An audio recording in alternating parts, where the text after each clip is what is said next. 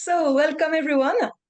Thank you for coming to this session on the Dialogue in European Jain Studies, Connecting Around the Globe series. So, as usual, I am joined by my fantastic colleagues Tine Weckerman from Ghent University and Chris Miller for the Arihanta Institute. We have collaborated to develop this speaker series to support and advance the dialogue between the contributors of the latest research in Jain studies. And we are really pleased that you came tonight for this first meeting of the 25-26 academic year series on Jaina contemplative practices. So today we have a great lineup of speakers, but before I hand it over to my colleague Chris, who is going to introduce them, one housekeeping remark. There is a Q&A box at the bottom of the screen. You can put your questions for the speakers here during the presentations, and we will read your questions during the Q&A bits. So now I'm giving you the floor to you, Chris, to introduce this session. Thank you. Thank you so much, Marie-Elaine, and welcome everyone to the new academic year in Dialogues in European Jain Studies, to this event, Jain Contemplative Practices. It gives me great pleasure to introduce our presider today, Professor Anne Vallely from the University of Ottawa. Anne Vallely is the founder of the Contemplative Studies and Wellbeing Program, Animal Studies, and the new End-of-Life Studies program, which integrates contemplative practices to support psychological, philosophical, and spiritual reflection on finitude and grief. She is also the co-founder of the MA in Psychedelics and Consciousness Studies. Her research is situated within the broad field of the anthropology of religion, with a focus on South Asian religions, particularly Jainism. Her interests span human, non-human boundaries, nature and spirituality, death and mourning, devotional practices, and non-ordinary states of consciousness. Methodologically, she approaches these areas through the lens of phenomenology and the aesthetics of religious experience. Vallely is currently undertaking a new research project exploring the connection between Jain introspective practices and the distinct states of consciousness they aim to cultivate, such as compassion, equanimity, and non-dogmatic thinking. It gives us great pleasure to bring our presider now to the stage, Professor Anne Vallely. Thank you so much for joining us, for being with us, and for doing this with us. Welcome, Anne. Thank you. Thank you, Chris. I was going to say thank you, Dr. Miller, but thank you, Dr. Miller, and thank you, Chris. Thank you also, Marie-Elaine, for this introduction and this opportunity, for this invitation to participate in this conversation. I'm a big fan of what you're doing here at Arihanta Institute, the work of bringing Jain ethics, Jain philosophy into wider audiences, right, in contemporary context. It's tremendous work, and I'm just honored to be part of it, so thank you. And your invitation to speak on contemplative studies is of particular interest to me now. For about the last 10 years or so, it's been an area of interest, as you mentioned, that I'm trying to develop also at the university. And I'm about to embark on this research project in India, first time in India since COVID. So I'm very, very much excited to explore contemplative teachings, practices in different communities, Jain communities in India. So I thought I think as is normal in a situation like this, that I would speak a little bit before I introduce our two speakers. I would speak a little bit about the broader field, actually, of contemplative studies. It's actually not that well known, right? It's not that well known, even in the universities, certainly outside of it. So we can say that contemplative studies is a kind of emerging field, a new field, but in many ways it represents a return to something very old, the understanding of education that's not primarily about preparing individuals for the labor market or equipping them with skills, but something more foundational. It's about the formation of a human being. And this understanding actually recalls the ancient term of religio, the Latin term, the Latin root of religion, which is often translated as ties that bind. So those practices, those disciplines, those forms of reflection that would knit together mind, body, spirit, but also the community with something ultimate, orient one towards something that is ultimate. So the term religion, as we use it today, has lost that original sense of religio. By the time religion entered modern discourse, it had already been transformed into some abstract, kind of atrophied secular concept, actually, a secular category, a conceptual tool for classifying belief systems at a distance. So what persists in this concept is a set of propositional claims about reality. God is this, the soul is this, right? Totally divorced, actually, totally divorced from practices that bring those claims to life. So, again, in the modern guise, it's a set of doctrines and dogma. And that's why we often hear amongst Jains and Hindus and many, within faith community that, for instance, Jainism isn't a religion or Hinduism isn't a religion, it's a way of life, right? Which speaks to that experiential core of religio, actually. So it's lost the common understanding has lost that language of transformation, of interior life, the cultivation of the self over time. We have this concept, right, in Indic traditions of samskara, in Jainism and Hinduism, right, of the shaping, refining, deepening the person through intentional practice. And this is the business of contemplative practice, contemplative studies. It aims to reclaim that interior holistic dimension. It reasserts that knowledge is not merely cognitive, but it's transformative, right? That act of knowing actually shapes the knower. When I first learned about contemplative studies, it's over a decade ago now, I was absolutely amazed that it seemed to be striving to accomplish something that no other discipline in the university even attempted. And students were so hungry for this, the professors and students alike. Students, you see them, right, moving restlessly from philosophy to psychology, and then they come to religious studies in the hope, right, that they might actually, they're longing for substance, about meaning. They don't get it at religious studies either. Actually, they rarely find it in the academy today. And that's, again, why I just take my hat off to what you're doing here at Arihant. Philosophy, once devoted to the transformation of the self, is just largely an intellectual specialization, right? Students of philosophy become professors, not philosophers. Psychology, right? Once an inquiry into the psyche, the soul, has entered the place of, it wants to be very much a hard science, and has turned away from deeper humanistic existential dimensions of inner life. And religious studies, no better, right? Absolutely no better. The field, one would think, might be the most hospitable to interior inquiry, maybe the most hostile in a lot of departments. There's the gatekeepers, right? We are not theology. There's this, studying religion as an object rather than a path. So studying symbols or history and that kind of thing. So against this backdrop, contemplative studies just feels like such a breath of fresh air, a reminder again that knowledge can transform us.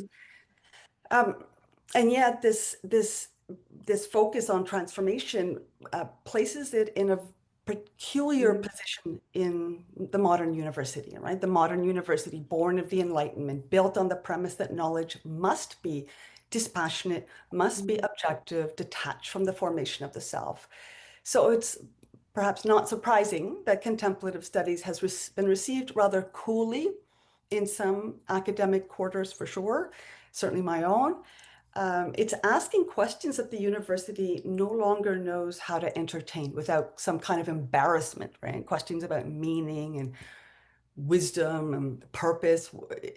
So these are questions that are not generally asked. So I think of Hal Roth. Some of you will know Dr. or Professor Hal Roth from Brown University, professor of religious studies.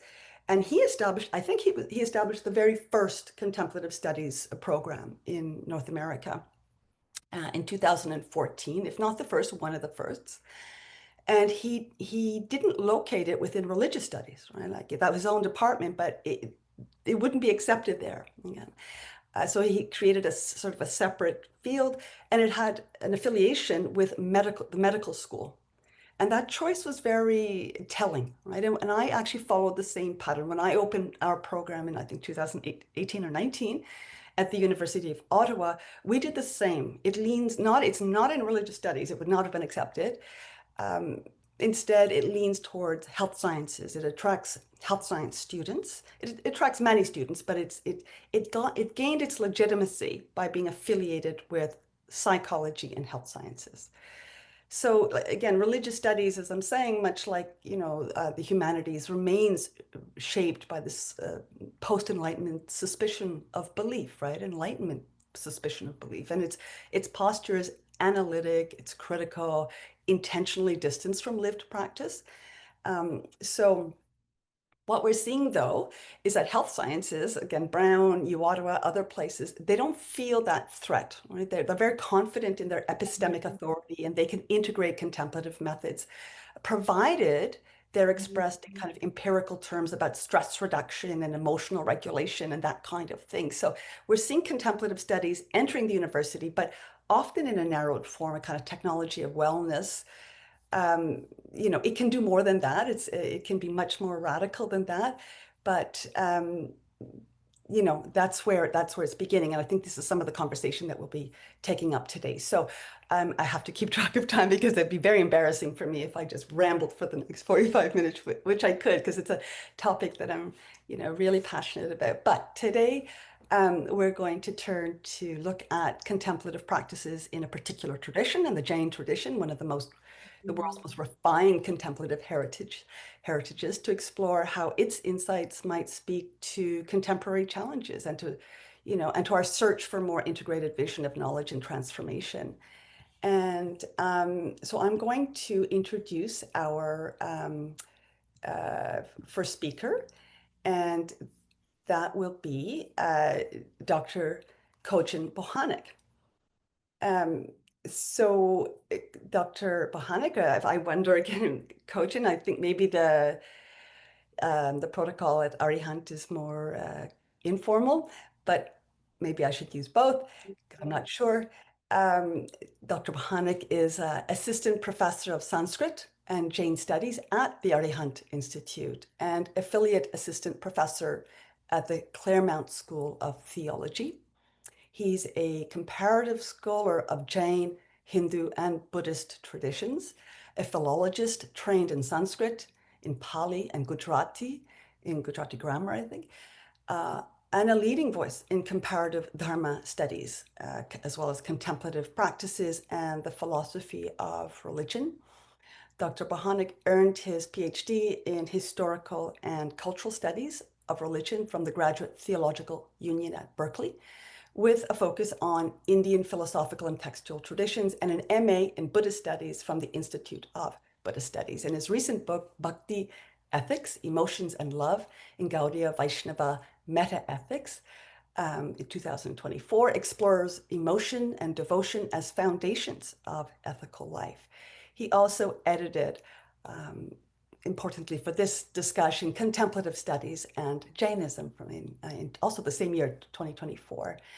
He's also, there's many books. I'm just listing one more, the text called Engaged Jainism, Critical and Constructive Studies of Jain Social Engagement. So all these topics, right, that are actually bringing these, not just looking at these traditions from a distance, but how they actually relate to our lives. So Dr. Bohanec's scholarship moves seamlessly between philology and ethics and contemplative philosophy, demonstrating how classical insight can illuminate modern moral and existential questions. I will stop there and just say we can't have a better presenter to talk on this topic of contemplative studies. So I will hand over the floor to you, Dr. Bohanec. Well, thank you so much, Anne. It's really nice to be here, and I'm really thankful to all of our wonderful organizers who have conceived of this very important reoccurring event, the Dialogues in European Jain Studies. I think so many great talks have come out of this, and I'm really, really, really proud to be part of such an esteemed forum and to be presenting here. So thank you, everybody. I should mention that Anne was also featured in the Contemplative Studies in Jain volume book. She had a chapter in there. And a lot of what we were doing in that is we were sort of addressing what actually amounts to like a European bias in contemplative studies. Actually, I think when you talk to most people about meditation, they have this sort of assumption that meditation means like sit down, relax your mind, get comfortable, and empty your mind and sit quietly and feel inner peace. And this is, I think, as a young person, I explored many different meditation workshops and forums, and I was told this repeatedly. And I sat down, and my body hurt, and I tried to clear my mind, but just obsessed on my anxieties and tensions and everything. And I tried to find inner peace, and yet I felt frustrated, and never did I feel less peaceful than sitting down on a meditation cushion. And it was a point of frustration because like I knew that I wanted this. Like I knew this was, I'd read all this literature, even the scientific material was coming out. And I think that this is a very advanced prescription to tell somebody to sit down, clear your mind, relax, and feel inner peace during meditation. I think of that as like level 10. And there must be some earlier levels to this that may not involve this immediate rush to quietude. Maybe there's a little bit of a ladder that some of us have to climb, and I certainly had to climb that ladder myself. But this is actually, as I was saying, it's a sort of a European bias. This follows a certain it's like a Protestant sort of inception of this, of the inner voice of God within to listen to, that sort of obviates the need to listen to religious authority, even to some extent, so can kind of leave biblical scripture aside and really take this sort of inner dimension. And it turns out after the European Enlightenment, there became all these assumptions about the superstitious nature of religion, religious scriptures, and Europeans went around the world, particularly to the East, to try to find this system of contemplative spiritual practice that will sort of meet their European assumptions that would affirm something that looked like quietude. And then they kind of remodeled a lot of Buddhist traditions in this image. Now, it's not to say that this type of meditation does not exist in the East. It certainly does. We can think of like Soto Zen is very much like sit down, be quiet, don't do anything. Like literally, it means just sitting is what they call it, right? Just sit, nothing else. The idea that you're going to use a method to get to methodlessness is an inherent contradiction, so says Soto Zen, which of course, really very much squared away with what Europeans were thinking. So that's why, Soto Zen became very popular. But going to Burma and Thailand, people were not necessarily practicing this type of meditation. You can read it in the Pali text. You can see the samatha versus vipassana or vipassana meditation in that text. It kind of has that sense of quietude to it. It's there if you want, but it wasn't necessarily how Burmese and people in Thailand were practicing Buddhism. But when they realized that Europeans, that's what they wanted, they sort of catered to that system, and the modern mindfulness movement was born.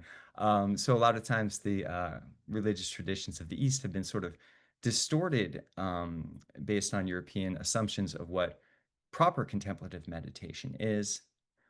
And that's kind of the history. And so there's almost a hegemonic assumption that quietude is the only legitimate form of meditation. Well, this is all just to preface the book. The Contemplative Studies volume that we did was really showing that there are multiple different ways that we can conceive of what we might think of as accessing higher or altered or advanced or alternative or multifarious forms of conscious experience through religious practice, which goes beyond our mundane daily experience of consciousness, and therefore can be seen as spiritually or folding very much within the contemplative practice. We can think of everything from the agitated emotional states of bhakti religion, which my book is about, to the methodological, structured, ritual choreograph of puja, to vandana, praising exalted religious beings, deities, etc. All of these is being sort of outside of what the, may we say, somewhat hegemonic assumptions of what our legitimate contemplative practices are. And so sort of proposing this variegatedness, and this was a lot conceived by Dr. Rita Sharma, who's kind of like the chief editor of this project. It was actually the second book we did, was the Contemplative Hindu Studies was the first book, and the Jain Studies was the second one. So being a young aspiring meditator who was thwarted by the advanced prescriptions to sit down quietly, clear my mind, and achieve this internal peace, which I so much desired, but was completely unable to achieve, I started looking for alternative teachings that could give us something else. Now, I've read a lot of prescriptions and instructions on meditation, listened to a lot of meditation teachers, and I think that Śrīmad Rājcandra's teachings really stand apart, and that they just are so pragmatic, right? And I think that they really speak. I've been meditating now daily for about 30 years, and my only real claim is that I enjoy it. And to me, it's a huge accomplishment, because it's a tapasya, it's a form of austerity, right? And so I'm very glad that I can now say that I don't want to say I'm like exalted spiritually anything, or I've achieved any deep state, but I have come to the point where I enjoy the routine. And I think that is for me, from where I started from, that's quite an accomplishment. I think Śrīmad gives this type of prescription that can be pragmatic enough to speak to people at their level, so that they too can sort of structure a daily spiritual practice in a way that, within a certain amount of time, not too much time, one can find the enjoyment in it. And so this is the architecture of Jain contemplative practices, according to Śrīmad Rājcandra, that we can go over a little bit. Now, if you don't know who Śrīmad Rājcandra is, he's a very important modern Jain Ācārya. He only lived to 33 years old, 1867 to 1901. And he's probably most known for being an influence on Mahatma Gandhi. Actually, last weekend, I was in Fresno at the Gandhi Center, and I presented Śrīmad Rājcandra's response to Gandhi's letters. Gandhi was 2 years younger than Śrīmad, and Gandhi wrote Śrīmad from South Africa in a time of Gandhi's own spiritual crisis. He didn't know where his spiritual orientation led. And so he asked a lot of questions to Śrīmad, 27 questions, which Śrīmad responded. And so Gandhi had sort of mentioned that he was a spiritual guide to Gandhi. And of course, Gandhi's Jain influence is very much well known. So this is a lot of how people know Śrīmad Rājcandra outside of just the small Gujarati community that he had the most influence on, right? Because he also wrote in Gujarati, so it really tends to be restricted to that sort of Gujarati-speaking movement. Now, I would say that Śrīmad Rājcandra is an orthodox Jain thinker. All the kind of Tattvartha Sutra kind of metaphysics and everything that we would see, very, very, very orthodox. Nothing radical, no deviations or innovations from what would say very traditional Jain doctrine. But he was a revivalist. And so there's some certain aspects of the movement that he created in his teaching that are very unique. First of all, we may notice that one of the things I love about the Jain tradition is a very long soteriological trajectory. We can't get too ahead of ourselves. I think it's a little harder to be arrogant as a Jain, because you're probably not expecting to get full enlightenment this life. It's not like, oh, just chant this mantra, you'll get full enlightenment, or this is the quick path to enlightenment. There's just like none of that, right? It's like, just take it one karmic choice at a time. Just slowly eke your way forward. And after a lot of lifetimes, at least you'll get better, right? One day you'll be liberated.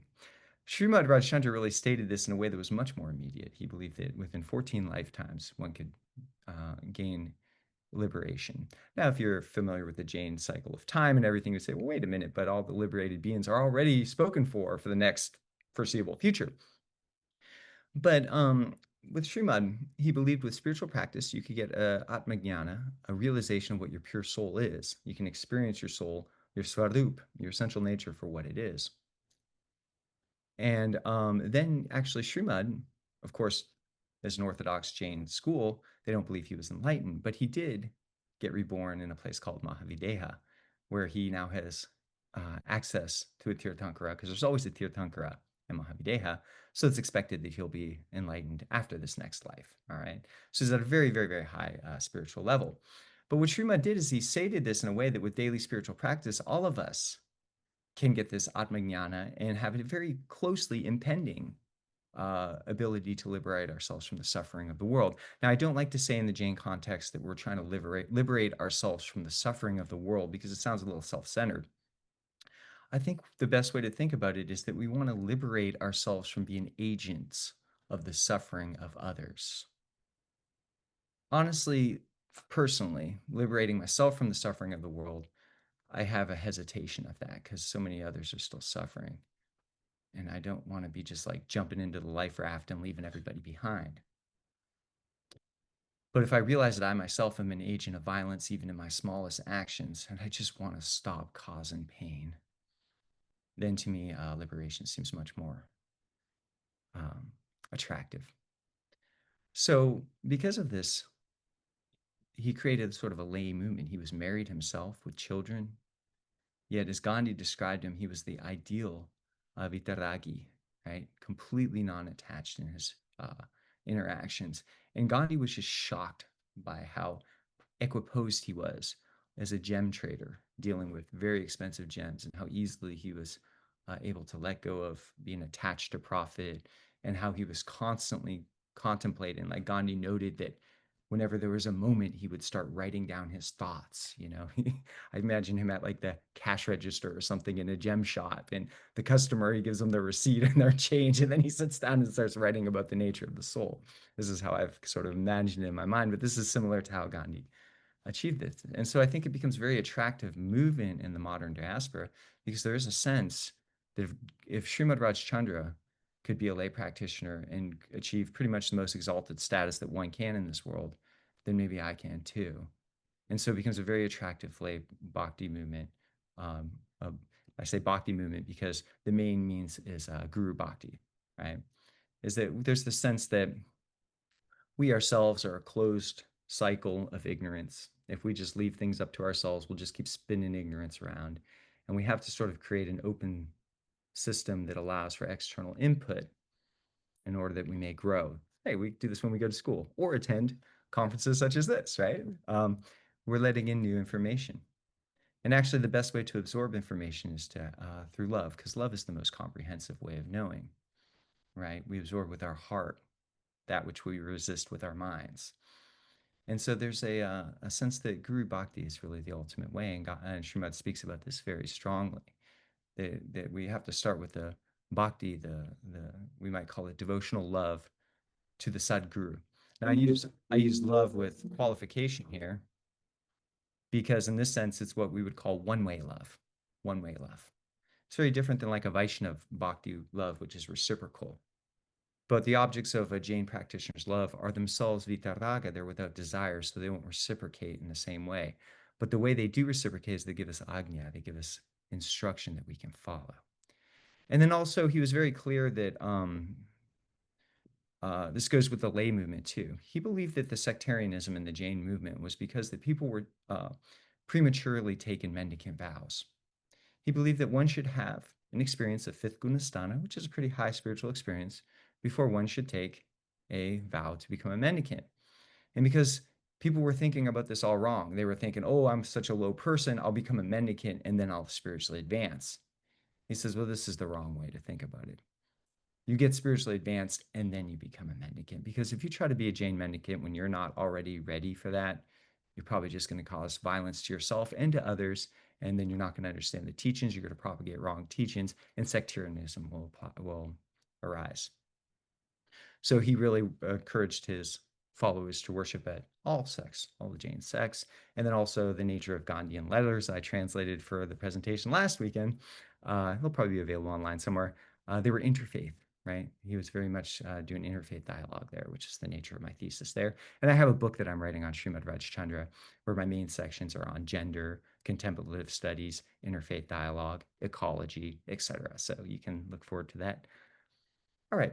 So let's talk about Jain meditation. So I looked at a couple different texts. This is from the Vachanamrita, which is collected writings, about 1,000 pages of his writings, his notes, his books, his poems, everything that he ever wrote in his life. And so when I started this, I started looking at how he's talking about Dharma Dhyana. And so in this sense, he's given sort of an injunction that we engage with Dharma meditation, Dharma Dhyana, to obtain sacred knowledge and related pursuits. So the Vidyabhasya, right? This is an important element, right? The knowledge goes along with meditation. And there's this sort of like hand in hand, sort of like if you just go contemplative practices, you're not really exposing yourself to the teachings. That the contemplation on the teachings themselves are very much part of Jain contemplative practices, as Śrīmad conceives of it. But I do want to draw your attention to the term Dharma Dhyana here, this time a dharmic meditation. And this is alluding to this fourfold meditation structure, which is well known in the Jain tradition. Actually, I guess I'm something of a scholar on modern Jain Ācāryas, only in the sense that I've studied and I'm writing about Śrīmad Rājcandra, but I've also spent almost 10 years working on Ācārya Sushil Kumar.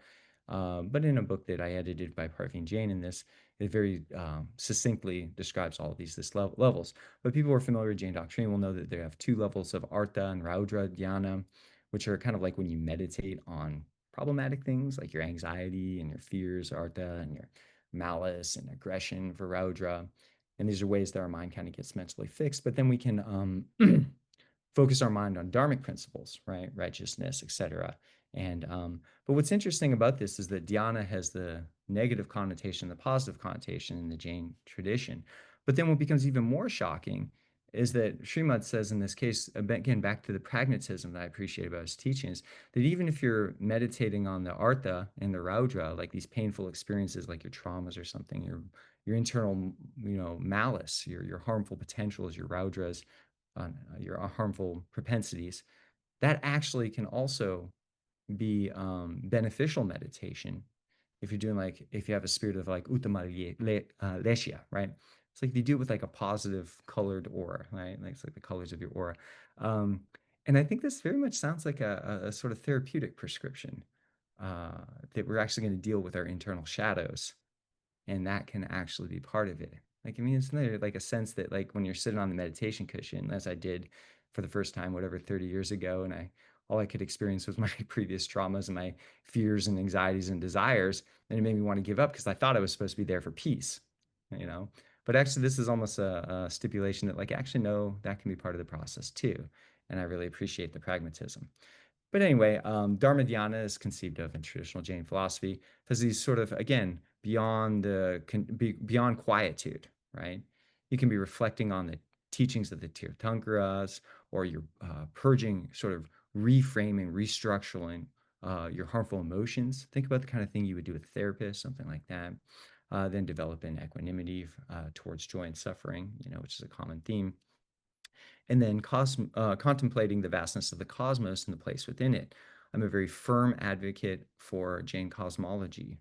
A lot of modern thinkers, even in the Jain community, will say, oh, we're trying to purge Jainism of superstition like cosmology, because the earth isn't flat, the sun's not closer to the earth than the moon, and all this stuff. They got the cosmology wrong.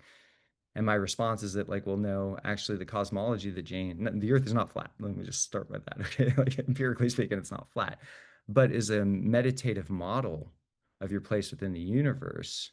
As a contemplative model, actually, the flat earth works very well, because you're not going to take a rocket ship to the Siddha Loka and suddenly find the Siddhas. Like, this is not a rocket ship cosmology. Nobody's expecting that, like, if you can just fly high enough, you'll hit the Siddha Loka. You're going to build a machine and get there. It's describing your consciousness, right? And when you conceive of the layered structure of the universe and your ability to ascend through it, the Jain cosmological model possesses truth, religious truth, if not empirical truth. Anyway, so this is just to say that this cosmology is very much an important part of Jain contemplative practices, and I beg people to please do not dispense of the cosmology just because the earth is round. Anyway, you could tell I have a little pet peeve. And then between Dharma Dhyana and the higher, like Shukla Dhyana, there's all these other sort of, this is very tantric, the elementals of the body. Ācārya Sushil Kumar, what I presented over this last weekend, was very much talking about how mantras can sort of free the material karmas that bind our energy. And so that's sort of meditation on the elemental structures of our body, focus on the Namokar mantra, right? Meditating on what an embodied spiritual being looks like, like Mahavira, or on what a Siddha looks like. All of this, again, this is all going far beyond quietude. But, you know, we all know this. I think everybody knows yoga chitta vritti nirodha. This is like, anybody who's ever been in a yoga class at this point, which is like, what, 90% of the population is familiar with this. There's the like, yoga is the stilling of the common of the mind. But it should be, yes, but. We're going to go through Vitarka Vicharda Ananda Smita, says Yoga Sutra. And the first stage of yoga is Vitarka, right? Savitarka Sampragnata Samadhi, which is discursive thinking, right? Vitarka, it's like you're thinking about the philosophy, you're thinking about the teachings and that sort of thing, right? But this idea that we're going to calm the mind, right? And we're going to stop the mind from the fluctuations, and we're going to detach from identifying with the external structures of our psychology that cause us a false sense of identity where we identify with externals and therefore pursue externals for our desire, which causes violence because material pursuits are forms of consumerism, or their supply demand mechanisms where any supply chain has violence on it. So you see what I just did? Like just external, false sense of self. It ultimately causes violence, right? And so that sort of structure is there very much with his discussion here, and that we have to be vivekis, right? We have to be able to distinguish between soul and matter and understand the real nature of our being. So he very much is, I mean, this is like very orthodox Jain, yoga philosophy that we see across Hindu, Jain, and Buddhist schools, is very much part of his presentation on Dharma Dhyana. Now, Anne had said some really nice things in the introduction about like contemplative practices and sort of expanding the traditional bounds of scholarship. And what I would like to propose to you today is that the majority of data that supports religious truth claims comes from first-person experience. The majority of data that comes from religious truth claims comes from first-person experience. What does that mean? That means if you're not experiencing a tradition from a first-person perspective, you're not accessing the data that supports the truth claims. And yet we evaluate truth claims without accessing the data as scholars. So why am I a study of contemplative practices? Because I'm eagerly pursuing that data through daily contemplative practices. So I think these questions that I have here, these are ones that you might want to think about during our discussion today. But I want to start moving into that, like, hey, why don't we look at different streams of data? Like, what do you experience in your contemplative practices that relate to religious truth claims that you're gaining through a subjective experience? And how do we frame that as a viable academic set of data? Okay, so I have little interludes there. Another important way that Jains talk about meditation is Samayik, right? Where you have different gadis sections of the day and you're supposed to spend like 48 minutes 3 times a day. And this is very, not just Yoga Sutra, but very familiar trope that we practice Samayik, right? Daily meditation to restrain the galloping horses of the mind. Okay. So now we know all this. This is Katha Upanishad. We've seen this, very familiar. The Bhagavad Gita, the horses in the chariot that Arjuna and Krishna are sitting in are very much described in this ways. This is a trope that's in the Dhammapada, the Buddhist Dhammapada. This is also Ācārya Sutra, and Plato also uses this metaphor in the Phaedrus, I believe it is. So this idea that the galloping horses are our senses that draw our attention externally misplaces our sense of identity. That misplaced identity creates a sense of acquisitiveness. We want, even if you want degrees and social prestige or a better job, it's all acquisitiveness. And in the sense of acquisition, there's a supply-demand chain mechanism that necessarily entails violence, because anytime a demand is supplied, there's violence on the supply chain. So the place to start is to stop the cause, and the effect won't happen, as the Buddha tells us in the Pali Canon. So stop the cause is the galloping horses of the senses that drag our attention externally. And he talks about this as a way of being a spiritual discipline, a daily opportunity where we can understand equanimity and clarity, right? And so Samayika is part of the Shikshavrata vow, right, that a layperson can develop, can take. I myself have taken vows. I'm obligated to meditate for about 2 hours a day and 3 times a day. Actually, it's technically 4 times a day. And it's a really great way to do things because it's like a sense of commitment. And so he talks about this taking a vow, like a commitment, right? And I think vratas are very, very important worldview for Dharma traditions. And I think it's one that we could really benefit from in the West. I think of ethics, I'm a virtue ethicist. And I think if we think about ethics as vows, because that's how they're framed in Sanskrit tradition, right? In South Asian traditions, ethics are vows. They're not like do the thing for the highest good, you know, and there is duty and such, but they're ultimately vows, right? So what's in it for me? Well, you have inner strength that comes out of this. You increase your perceptive capacities, you purify your abilities, your cognitive abilities, and it ultimately helps you in the shedding of karma. All right. And so he does a nice etymology of samayik, which is like equanimity for intent and spiritual development. That's also fun to read. And then, of course, this is going to involve like a purification of our violent and anxious propensities, our negative emotions, for lack of better terms, between our mind, our speech, and our body, right? And what I like about this is that he actually acknowledges all of these different faults. He lists 32 doshas. These are the things I wish somebody would have come to me when I first started trying to meditate 30 years ago. And I was like so frustrated. I was like, hey, there's like 32 things that are going to go wrong. It's part of the, it's okay. Like, you're just going to have to like, let me tell you about this. Like, I really would have wished that people would have focused more on the difficulty of meditation than the ideal of meditation, because it's, you know, you don't really experience the ideal of meditation for a long time.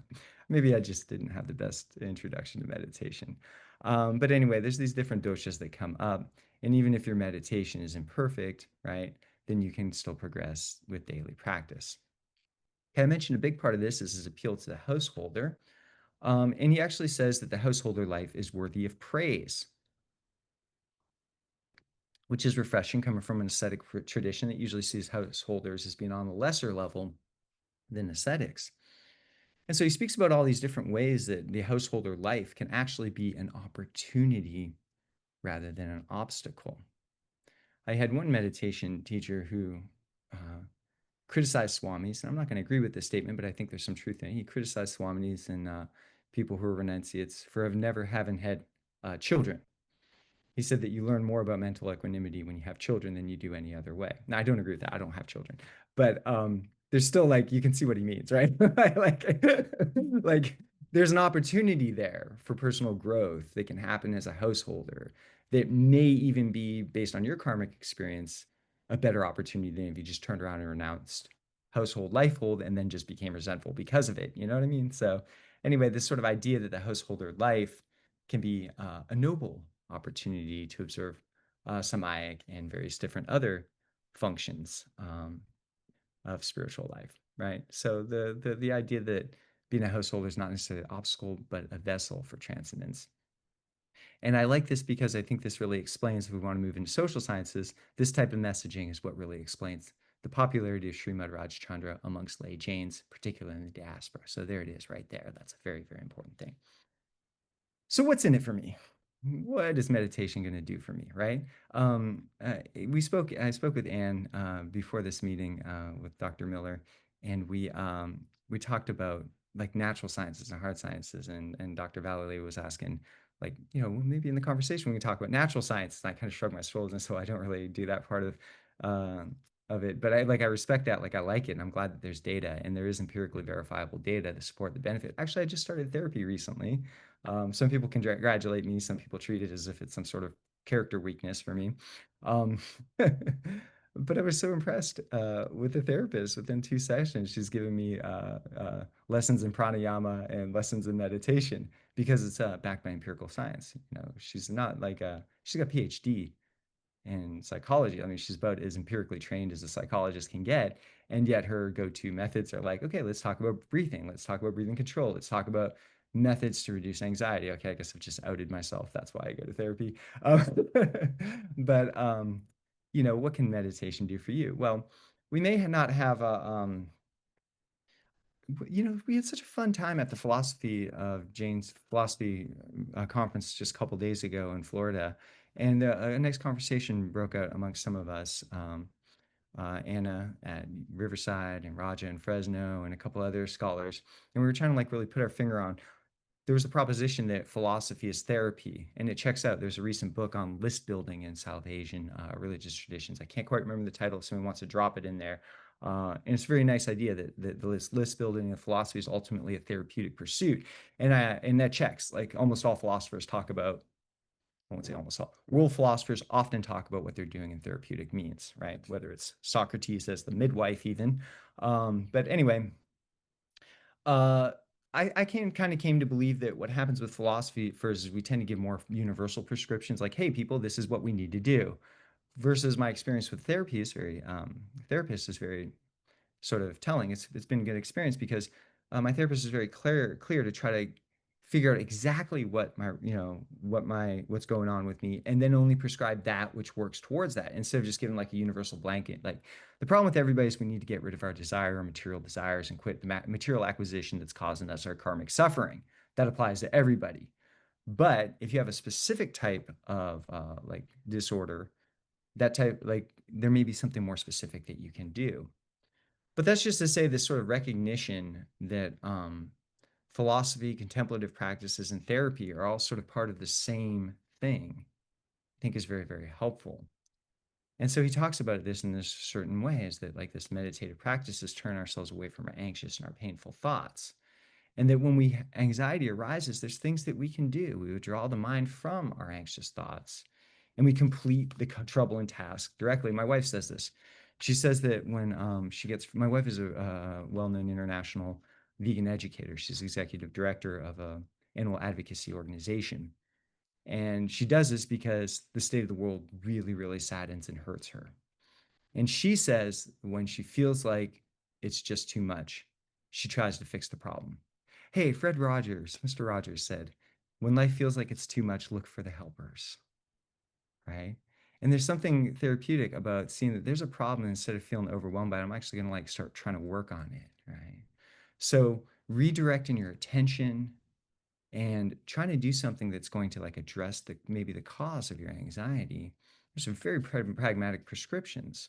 We know in Yoga Sutra, Vitarka Badhani Pratipaksha Bhavana.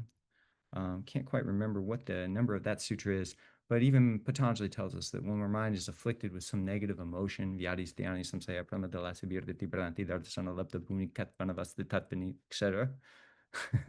When you have one of those negative emotions, vitarka badhani pratipaksha, direct your mind into something different. This idea that we can redirect our attention when we're feeling anxiety is part of the contemplative practice that I wished I would have heard about 30 years ago when I started my meditation, and that my therapist is currently helping me with. So we're trying to free ourselves from this problem of swachand. This is nice because I hear this a lot from followers of Śrīmad. I think he effectively, instilled this message in his followers today, right? And this swachand is like, think about what's going on. Like, there's a lack of agency, I think, as a person who experiences anxiety, I feel, right? Like I kind of relax. If I'm just like doing stuff and I'm not very mindful or attentive of my behavior, my mind will go into certain patterns that cause me anxiety, right? And so there's a certain point where like a neutral state can actually be an anxious one, where we obsess over our fears of the future and our difficulties of the past, and our own minds sort of attack ourselves. I don't know. Can you relate to that feeling where your mind starts attacking? I think everybody relates to that in modern age, right? And this is svachan. This is like the unrefined state of the mind, and that actually we can it's compulsive, right? And that we can actually use agency to some extent. We can make mental choices and decisions that can kind of pull us out of that. And that's very much part of the teaching, right? And so this is one way that we have to deal with it. Okay, and I'll just take a second and let you think about these meditative questions. This may come up, but to sort of, again, to direct the listener to the importance of first-person subjective data with which we will analyze various different Jain truth claims. Okay, so here's my favorite. One of the ways I finally dealt with my difficulties in meditation is I opened a book. I had taken a vow that I was going to say so many mantras a day, and it was hard because my mind would go everywhere but the mantra, and oftentimes into places that caused me a lot of anxiety. I'd rather be doing something so I'm not leaving my brain in neutral so that it just automatically goes to anxiety. But when I opened up a book by a spiritual teacher and I would chant my mantras, when my mind would start going off the rails, svachand, I would look down and I'd start reading a passage of the book and chant my mantra while I'm reading a passage of the book. My mind would get back on track. I would stop reading. I'd be able to focus on the mantra. Very soon my mind would clear and I'd go beyond the mantra. And then I would last a couple seconds and suddenly back in the anxiety again. And you do that over and over again. And those periods without anxiety and the mental clearness tend to get longer and longer. It's a mental skill, right? Like doing push-ups, you can get stronger. And this is very much like these recitations of mantras can help you calm the mind. Ācārya is an embodied process. It's very important that you're not too comfortable when you're meditating. You know, you can't, because if you're too comfortable, you'll fall asleep. But if you're in too much pain, then you're just meditating on your pain. So you keep your body in just the right amount of discomfort. This is what I think of as Ācārya. All right. And these are very, very, very practical, pragmatic reflections on the textual nature of his instructions for meditation.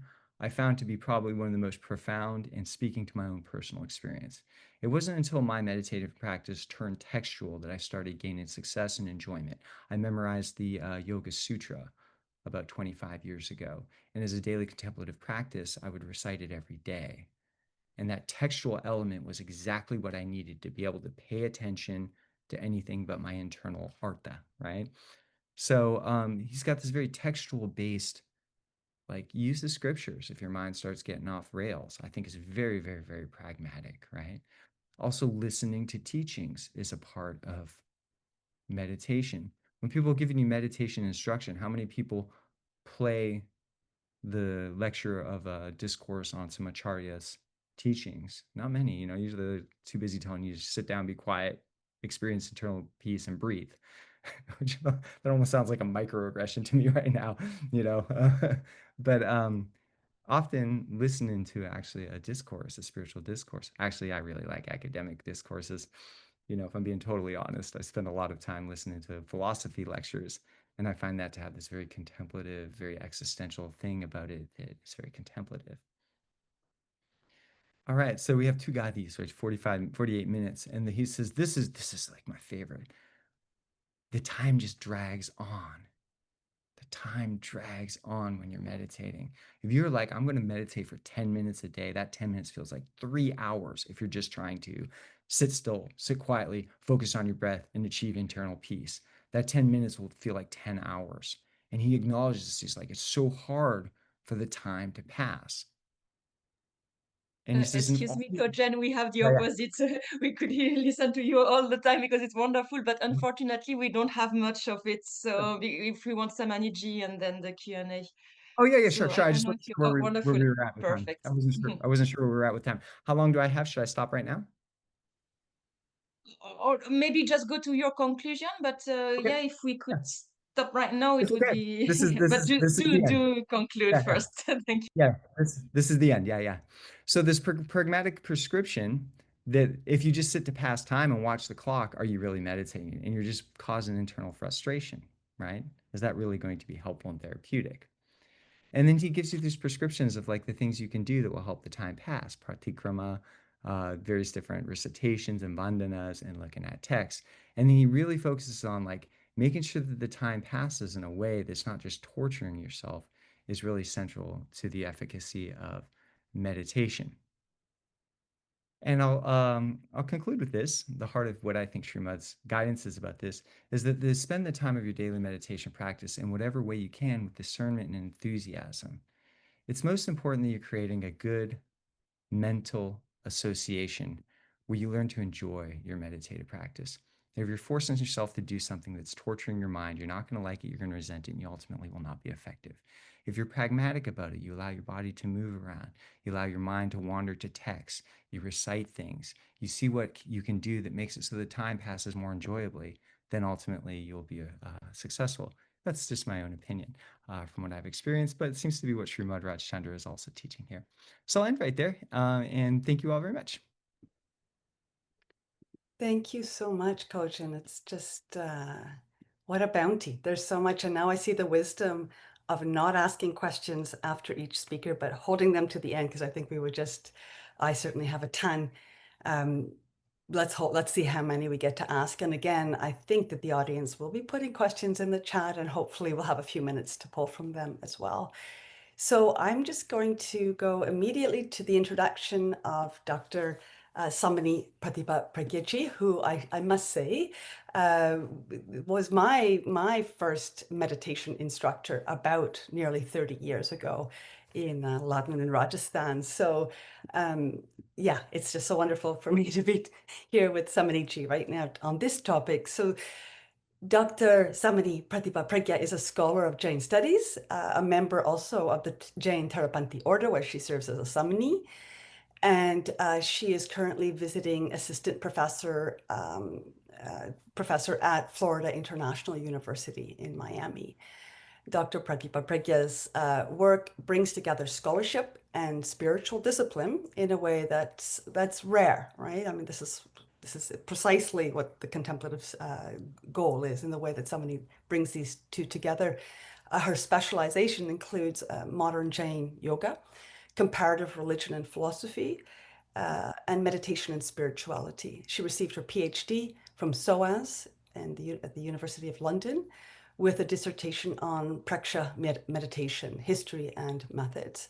And her current research explores the evolution of Jain contemplative practices, particularly how traditional forms of Anuprekṣā, or contemplation, have been reinterpreted within 20th century Praksha Dhyan, or insight meditation, that was developed by Ācārya Mahāprajña. So really there are a few, again, better positioned to guide us in this conversation than Samani. So the floor is yours, Samani. Thank you for being here. I'm not able to share any. Is there some problem? Is that your screen? We can see your screen here. Maybe you can just close that window. And then open your PowerPoint. Stop sharing. Yeah. Yes. Yes.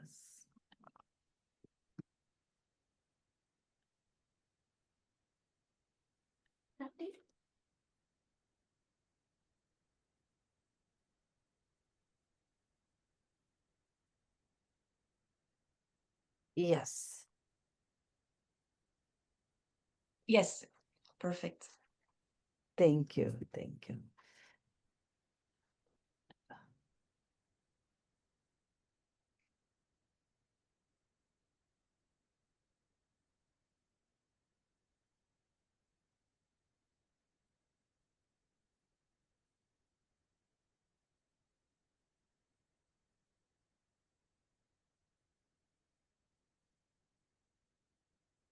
Thank you to all.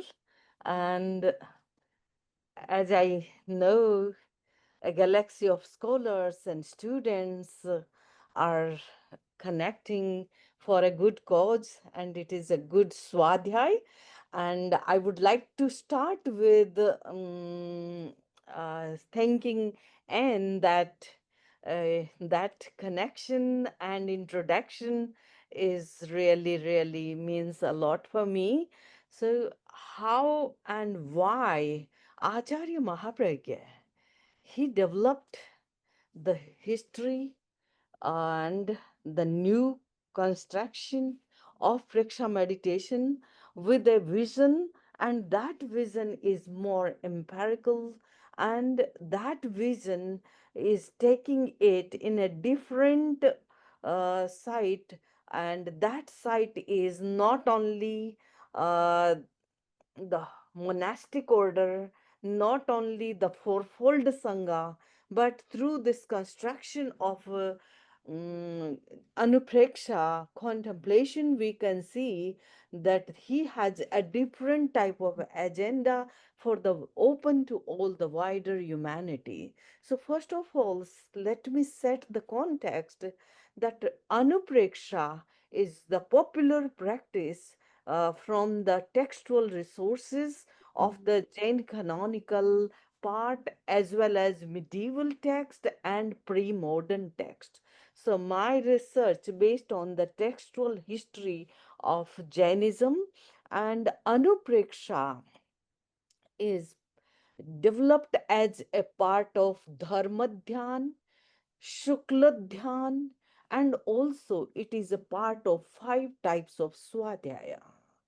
The term Anuprekṣā is not available in the core text like Ācārya or Sutrakritang or Uttradhyan, but it has its seeds, and these seeds are that Anuprekṣā is available as a seed in monastic order, and their daily recitation, swadhyay, and their daily rituals, Anuprekṣā is connected. And then we can see the total package of Anuprekṣā in Kund. It is difficult to say that this text is designated to Kund, but how this Dwaras Anupekha, the 12 contemplation, a compendium which is dedicated. So the time of dating is very, very difficult. You all know the how Kund and his textual resources are from 2nd century to up to 8th century, and the other core text like Ācārya. So this package is also creating some question, but definitely in Uttarakhand there is a deep rooted concept of Anuprekṣā is available, and that connected to the Jain soteriology, annihilation of the karma, taking out the shalya, means those thorns pricked into one's conscious being, they can be taken out through the karma. So it is again very important to dig up, and the Anuprekṣā of transitoriness, like falling of the leaf, dandling dewdrops, and so many examples in the 10th chapter of Uttradhyan, where Gautam Samayam Goyam Mapamaye. So Mahavira recite this for the Gautam, O Gautam, don't go in the remissness. So that is one part, but I would like to focus on how Ācārya Mahāprajña, he made it a part of his own development and own way of presenting. So first of all, said like bhavana is very important, and sometime in Jain tradition it is very difficult to make a clear line about bhavana and Anuprekṣā. So bhavana is a reflection or cultivation, and frequently used before meditation to create the positive mindset. And this is Ācārya Mahāprajña's interaction with numerous time, that without bhavana, without bhavit chitta, without the psyche is prepared for the meditation, it is difficult to sit in meditation. And then there is preksha. The term peha occur in Ācārya Sutra, in Sutrakritang Sutra, to perceive, the perception without thought. So that is the core element of this meditation. Without thought, it means our consciousness can perceive, janai, pasai from Ācārya Sutra. So janai means knowing something, and pasai, perception of something. So it happens once at one time. Then second is that Anuprekṣā. Anu means after. So after you attain the preksha, after you got some reality, some truth, and after that, one thought, concentration on a prolonged time. So Anuprekṣā, as I earlier mentioned, the part of Swadhyay. So it is thought-based meditation. So meditation on perception and meditation on thought. Ācārya Mahāprajña made it clear in his book, which is his last book. And in 2010, he made it more philosophically, like constant contemplative practice undertaken to transform one's consciousness. So here it is lot more soteriological purpose. Then the second empirical purpose is here, that constant contemplative practice undertaken to transform one's existing habits and cultivate something new, or I can say in one word, transformation of personality. Personality development through Anuprekṣā. So Mahāprajña always try to clear that knowing the truth, then implementation, and that implementation is possible through specific contemplation.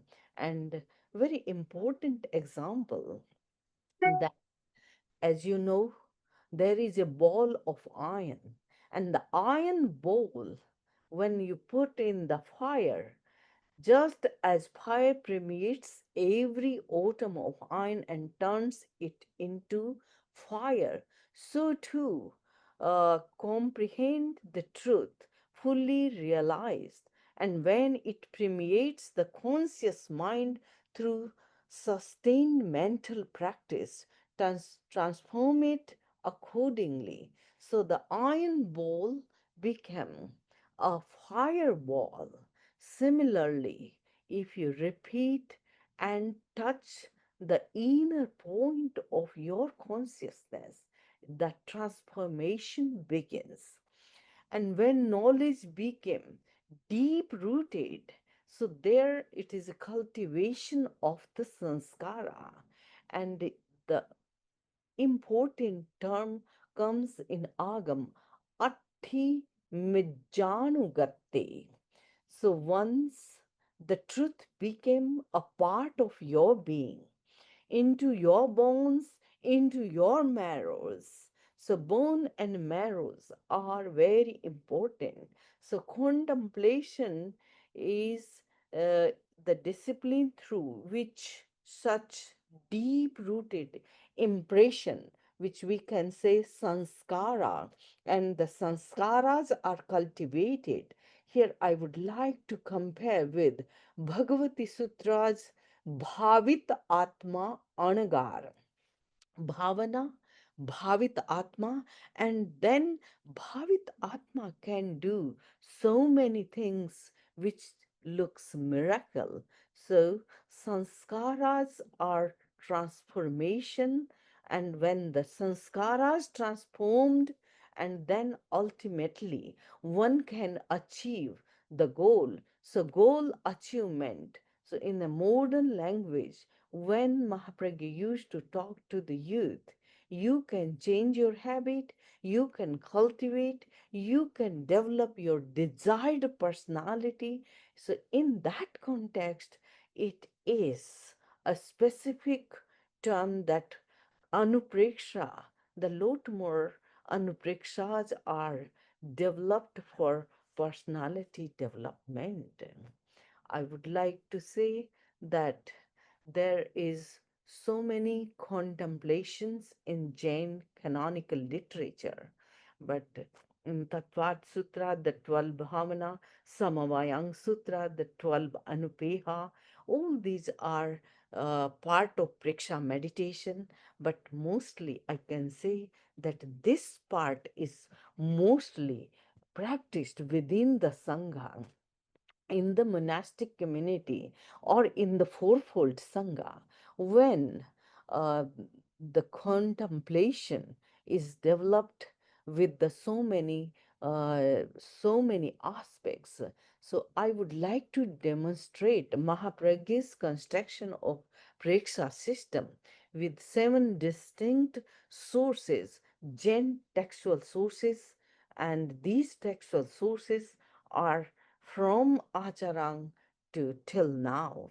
Then Hindu elements, the Tantric yoga, as I can say, uh, taking some sources, and Mahāprajña depicted it in his own development, and then Buddhist Vipassana, then Ayurvedic concept, astronomical elements, modern science, science and psychology, and reflection of his own experience and exploration. So all these are the sources to development of the Preksha meditation, and these sources are amply used in construction of contemplation part. His book Amurta Chintan, which is specifically dedicated on the abstract thinking. So first of all, he talk about the purification of psyche. So here we can see a clear difference that he don't employ the word the purification of the soul and purification of the atman, the jiva, but he tried to touch the psyche. So and that radical change in attitudinal and behavioral properties, so that is the important aspect of the modern development. And then third, he touched that body chemistry change. So changes in physical body at subtle level, the influences of occurs in the function of hypothalamus and glandary system, mainly the master gland pituitary. Then visualization of the different colors. And color is also a property.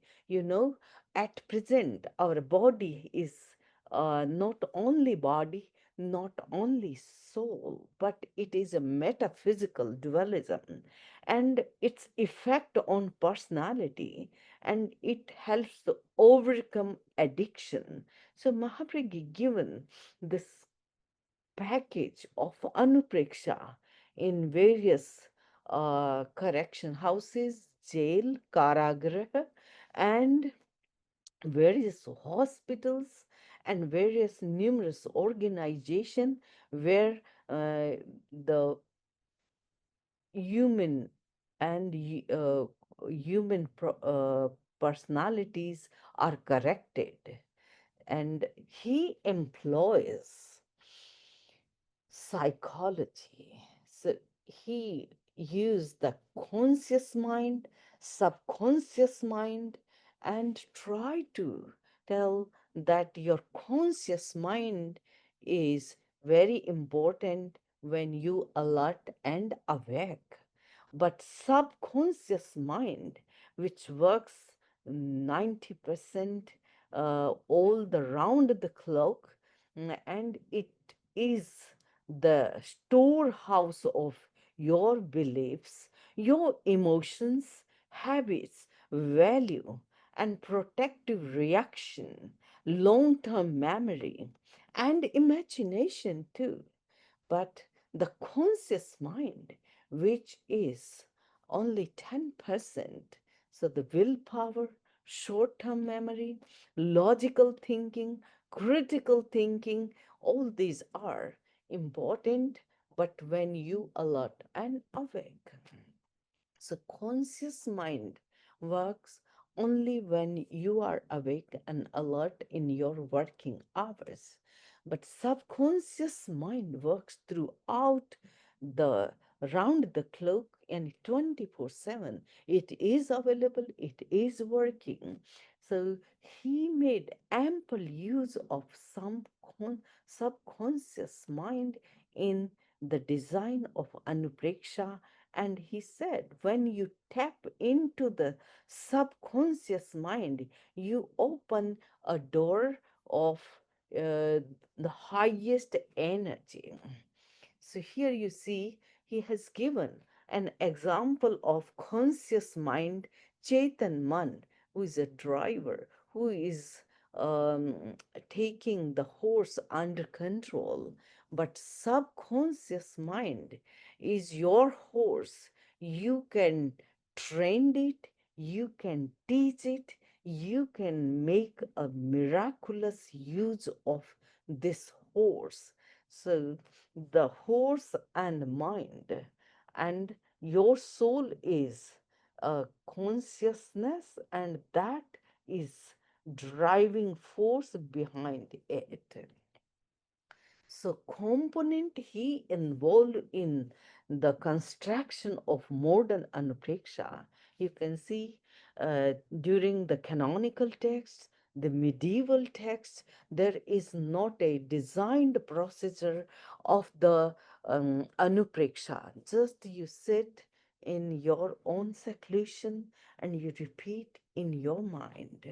But there is no procedure available in the past literature, but the presently Ācārya Mahāprajña developed Anuprekṣā and Preksha meditation and Anuprekṣā, the contemplation. This booklet gives us a whole picture, a whole package of Anuprekṣā, and this is make the use of many components of Preksha meditation. Preksha meditation has 8 limbs, and the beginning is with any sound like Om sound, Mahāprajña sound, or Arham sound. So he answered this question, why we begin with sound? And he said, sound leads to silence.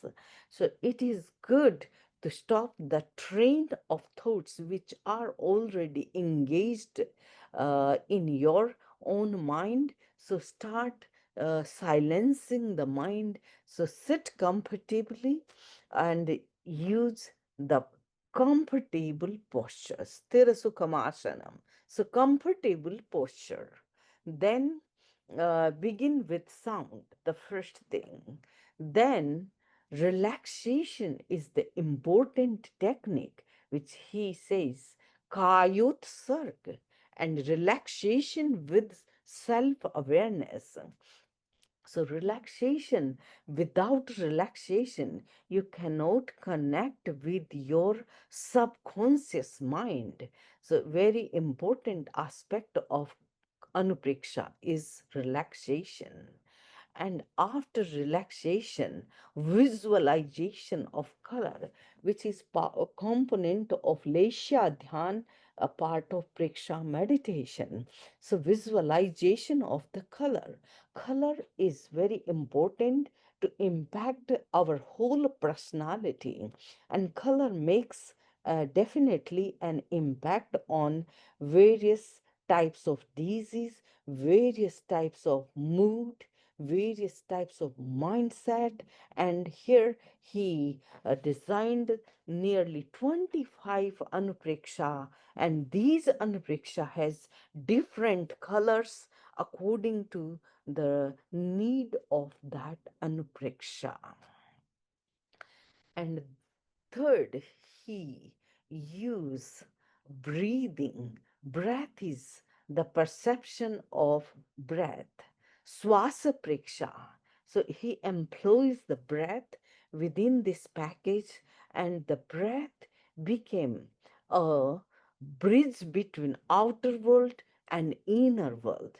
Desired color is also taken through the breath and the pores of the body. So in this way, he employed the third system like Kayut Sarg, mantra, sound, color meditation, and Dirgha Swas Preksha, perception of breath. And then importantly, he tapped into the psychic center. Psychic centers are given as a place, the dense consciousness, dense Atma Pradesh, or electromagnetic field within the body. And these psychic centers are also part of your consciousness, and they become a big transformative points when you concentrate there. And these psychic centers, interestingly, mapped on the glandary system. So, importantly, he involved science, physiology within this practice, and then positive affirmation. So, positive sentences are repeated loudly, then less loudly, and then within the mind. So, this is again a process tapping into subconscious mind. And then he says, internalize it, make it your real experience. So, this is the full package of contemplation, and which is modern development of the Jain meditation with the scienticization. Interestingly, he developed this Upshama Bhavana, the Bhavana of the total personality, a person who is a part of the Jain congregation or part of any society. He need service, he need help, he needs tolerance power, he need humility, he need coexistence and understanding with each other, and he need the pacification or uh, Upshantakasai means the greed, deceit, ego, anger, which are the negative emotion. If they are pacified or under control or neutralized, then a personality became very, very peaceful. So 37 years ago, when I was initiated into monkhood, I fondly remember that this type of meditation was a part of every evening meditation, and we used to sit, and this is known as Panchanga Purusha meditation. So try to purify your negative emotion. And Mahāprajña, interestingly given the hypothalamus and the pituitary gland and this area of the brain and the frontal lobe is connected to our emotions, and that is most important part to purify your negative emotion into positive. Then humbleness is very important, and this package is not only within the community of the monks and nuns, it is also important for the wider society. So be humble and use your right hand, then left hand, samanjasya. Make your space, but give space to others. That is most important. And then tolerance power. The different situations are not under your control. At that time, you tolerate or control yourself, and that is your important quality. Then service and help to others is also. So this was developed during the Yogakshem verse, and that made a big difference within the congregation, on the fourfold congregation, in the sadhus and sadhvis and Shravak and Shravakas. And then again, next year, Ācārya Mahāprajña also designed a Yogakshem verse, 1 year training of sadhus and sadhvis, Shravak and Shravika. So it make a big difference, and that difference seen at the Sangha level. So this is also a part of contemplation. Contemplation of Samanjasya means giving space, making your own space. The contemplation of humbleness, contemplation of service, help, and tolerance. So these are important qualities. And in conclusion, I would like to say that Jain religion is not only a normative tradition rooted in ethical principle, philosophical doctrine, or monastic code or conduct, all the code and conduct of the householder, but it is also a lived religion, dynamically expressed its everyday lives and its impact on its followers, extending this concept beyond the boundaries of Jainism. Ācārya Mahāprajña amplified this lived dimension through the development of modern contemplation and illustrating it in a way that it is embodiment of your ethical conduct, your social responsibility, your congregational responsibility, and rather than not confined to the monastic order authority, but it can be used at any level on the hospitals, in the rehabilitation centers, or in the jails, or in any school, colleges, or educational institutes. So these practices are continue to evolve as Jain and non-Jain engagement with the modern challenges in the context of global problems, and also it is a timeless principle which is tested, and now it has so many researches. So I can say there are 12 Anuprekṣā packages. There are various types of Dharma Dhyan and Shukla Dhyan Anuprekṣā packages. And as a part of 16 Anuprekṣā in the context of Shanta Sudharas, Vinay Vijayji's Bhavana Anuprekṣā package, and also a creative enactment in the daily life beyond the boundaries of traditional Anuprekṣā.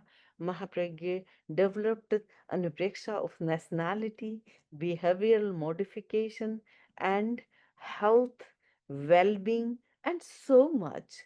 So I would like to conclude here that this is a package which is deeply rooted in ancient Jain practices, but it is benefited with the scientific knowledge, psychology, and more practical beyond the boundaries of Jainism only. So I stop here. Thank you. Thank you so much, Samani. There's just wealth of information there, huge corpus that you've summarized in a few slides for us, and I'm very excited also just to learn about all the different practices that are existing now, and I'm personally hoping to be able to explore some of those from my own research. So thank you for this. We're over time, so I'm just not entirely sure what we should do. I'm going to defer here to the moderators whether or not we should ask a quick question. Yeah, okay, go on, Tina. Yeah, we were thinking of, as we have just received such a wealth of information, to go over time for about 10 minutes to allow some conversation, some Q&A, if that's okay for the three of you.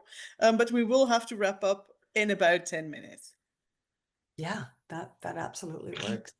And I have a ton of questions, and I don't think we have many from the audience, right? Because I would like to honor them if there's questions there, but I'm not seeing. I think there was one question about specific practices that Cogen has already spoken to. So correct me if I'm wrong, or just speak out, because I'm not maybe seeing the chat or the questions as well. But I thought I would just pull two questions they could be long questions, but they needn't be, and I'm just deliberately trying to look for sort of shorter questions, but just in the interest of time. So this is, again, I'm going to start the other way. I'm going to ask a question to Samani just because it's fresh in our mind, and then I'll ask a question to Cogen, and then if there's something else from the panel who would like to ask a question, please do as well. So I'm just, you know, I'm reflecting on Anuprekṣā as you talked about at the beginning, historically a soteriological practice aimed at moksha, and that's what we find in the text. So liberation from samsara through the right reflection, contemplation, and so on. I'm wondering if we can think of Mahāprajña's reframing of this, where we're talking also about purification of personality and well-being, which might have been perceived by traditional classical Jainism actually as bound by karma, right? To be focusing on one's personality. But is it a new part of it? I think I can answer. I think you've already addressed it. Is it a new telos, something about equanimity and civic virtue and health? Or is it the same goal, that same soteriological goal for a modern audience? And therefore, can we understand his project as a kind of upaya or skillful means, you know, like we adapted to modern times? And just a sort of follow up to that is there any fear, you know, in these modern contemplative frameworks that we risk, again, flattening? I'm thinking of Charles Taylor's immanent frame, sort of flattening that vertical dimension of spiritual life, that aspiration for transcendence, into the horizontal ideals of emotional regulation and mental health. And these are all wonderful things, but is there anything potentially lost, or is there fear about that? We see so much of that in Buddhism, right? The sort of the triumph of the therapeutic. So that would be my short question for you, Samani. You asked everything.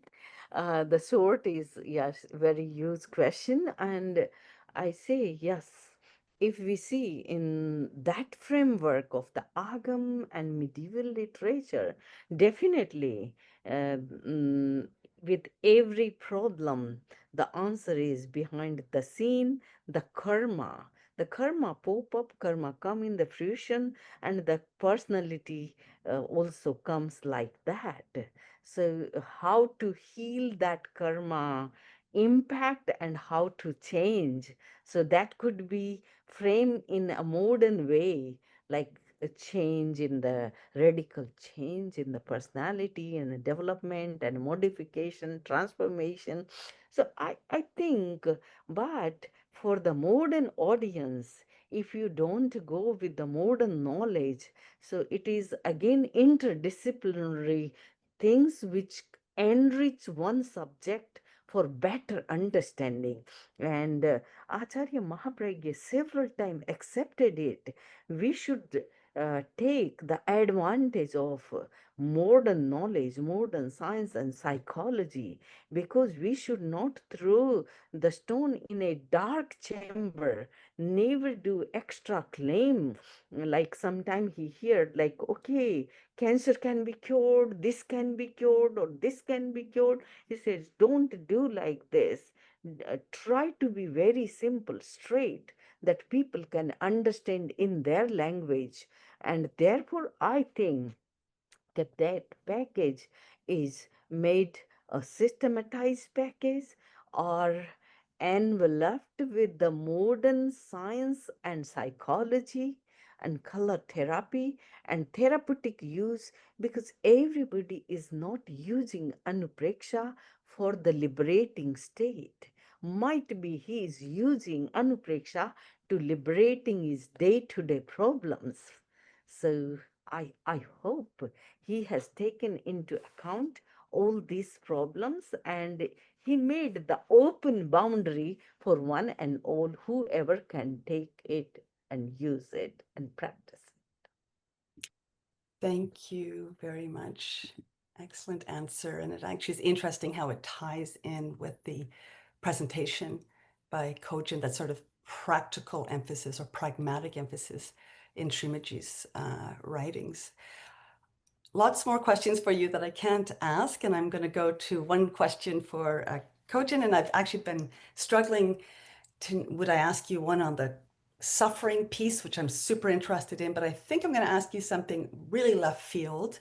Why not? Because we're over time anyhow. And as Chris mentioned at the beginning, I'm co-director of this program in psychology on psychedelics and consciousness studies, where psychologists and doctors are using psychedelic-assisted therapies for these often transformative experiences, right? And they're often spiritual in nature, and that's what got me interested in the whole thing. So my question, trying to pull this in, is just your presentation about Śrīmad Rājcandra's in his Atma Siddhi and in his other works insists that, if I'm correct again, I think this is what you're saying, that meditation must begin with samyak darshan, right? It must begin with a right vision, a clear seeing of self and reality, and that practice without that kind of samyak darshan would be incomplete. It would be misdirected. And so here's what's in my question comes to connected with the psychedelic assisted therapy, is that it seems to be pointing in that same direction, that this emerging science is suggesting that something I think that's poorly understood, really fascinating, but poorly understood. And that's these profound, non-ordinary states of consciousness, these experiences, whether they're contemplative or psychedelic, they seem to be genuinely transformative only when they're held within this meaningful interpretive framework. So when people are going off and having their trips, independent recreational, they're not actually having a meaningful, it's a completely different experience. So it's like the experience itself opens up a door, but we need that framework to kind of go through it. And it may just be reflecting on something about being human, that are being meaning makers. And so I just was wondering what you thought about that sort of I guess a simpler way would have been to ask, if we just have the practices without the framework, can it lead to the same place? I think you're saying that Śrīmad would say no, that it needs the interpretation as well. So I just wanted to hear you sort of flesh that out a little bit. Thanks, Cogen. Yeah, that's a really good question. The previous direction I was headed to with my book on Śrīmad was actually I was going with a sort of William James type pragmatism as a frame in a sort of lens to look at Śrīmad. And I am still using a little bit of what we might call the pragmatic maxim, right? The pragmatic maxim is the idea that when you put a theory into practice, whatever results will either confirm or deny the hypothesis, right? This is what we do in scientific method. And so therefore, if you're doing something based on a theory and the results of what you're doing sort of seem to confirm what you would expect from the theory, then you would, to some degree qualify, right? Like it's not a yes or no, right? Correct or incorrect binary, right? But there might be some degree of that, which is true. And this type of pragmatism is notable because what it does then is it subordinates theory to practice. Ultimately, the practice is what confirms or denies, again, resisting the binary, I should say, to some extent, syat will confirm, or syat to some extent will deny the theory. This is often in contrast to what we might think of as religious faith, where the belief, the theory is the most important thing. So for example, if you have faith in a particular deity and you surrender to that deity, then everything else will be okay no matter what you do. You'll sort of like get absolution, right? Absolution, I think, is very much a model that subordinates practice to theory, right? And so what is the role of this? I don't know that there's a lot of stuff that Śrīmad Rājcandra says, particularly in the Atma Siddhi Shastra. When I've taught that in the past, there's a yogyatva, right? This almost pragmatic sort of thing. I tend to think that Jains are more pragmatic. That is, that they're more likely to subordinate the theoretical to the practical because of the strong foregrounding of karma theory. When you look at like Haribhadra Suri's writings on other religions and his ability to validate some degree of truth to their religious truth claims, a lot of times that, and the Śrīmad does this as well too, especially in dialogue with Gandhi, is that you can decide that these religious truth claims of other traditions have some degree of validity based on the actions of those who are practicing it, right? So Haribhadra Surya, I think, is Sadarshana Samuchaya, no, Yoga Dursti Samuchaya, I think, or is it maybe Yoga Bindu or somewhere? He's talking about all of this stuff. And he says that, you know, the sadhus of all traditions are all ultimately doing the same thing. And if you think of what karma theory is, I've actually paraphrased Neil deGrasse Tyson. Neil deGrasse Tyson says, science doesn't care what you believe, right? And I said, oh, that's pretty good. Karma theory doesn't care what you believe. If you do good karma, you're going to get the results of that, whether you believe in karma or not. And when you get that sort of pragmatic approach that would subordinate the theoretical to the practical, you can then see the good in other traditions, because you're like, yeah, maybe they're theoretically not perfect, but my own lack of ability, my own avidya itself is a fallibilism. I've framed this as Quinean fallibilism in a coherentist epistemology in the past, if you know what that means. Sorry, that takes a lot of unpacking, but I'm just dropping it in there for those of you who might know what I mean.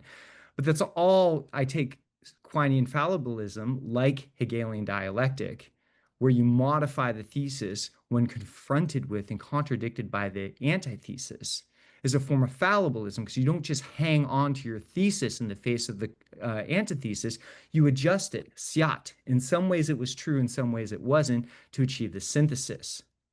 And I think that type of dialectical logic, that type of coherentism, that really speaks to an epistemological fallibilism, which then speaks to pragmatism's ability to subordinate the theoretical to the practical. I'm sorry, that was like a super academic answer, but that's really just my way of saying that, like, I don't necessarily think that you have to go in this with samyak darshana.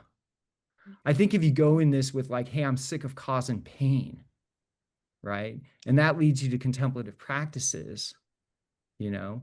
Like, you want to ask yourself, like, what is it about me that keeps engaging in consumerist behavior that causes so much damage to the environment and harms animals and increases disparity in global wealth? What is it about me that's causing that? Why is it I can't stop these urges? And it leads you to something therapeutic. And then your therapist, like mine did, says, hey, sit down and meditate. You know, that, I think, it's like a therapist. You know, the therapist doesn't ask you what you believe. They just figure out what you're feeling and then give you something that works. There's a pragmatism in that as well too.